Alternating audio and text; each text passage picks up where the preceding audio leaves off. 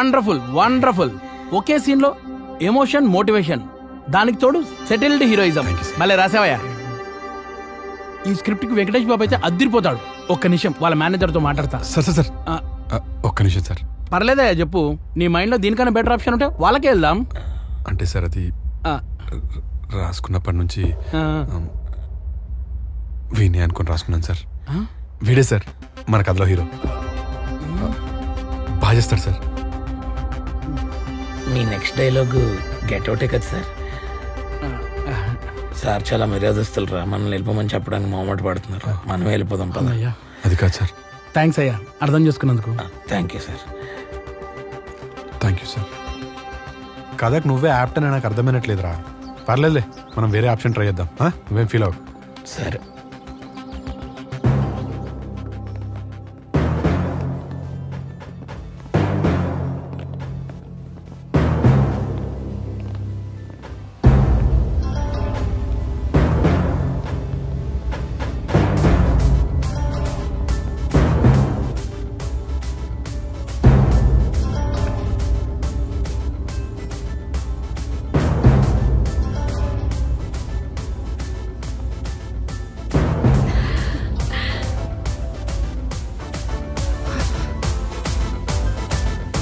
అన్నా పై నుండి పో. నేను చెప్పాను కదా సార్ వెళ్ళనని. సౌండ్ బంద్ కర్రే.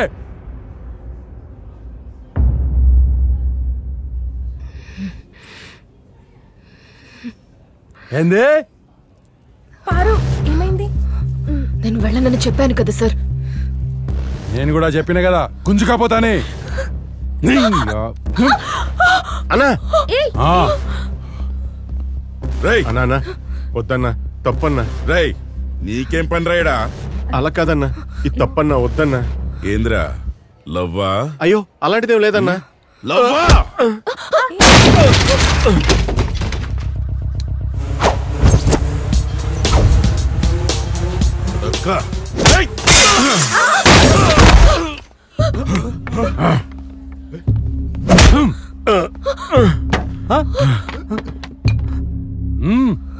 రాయ్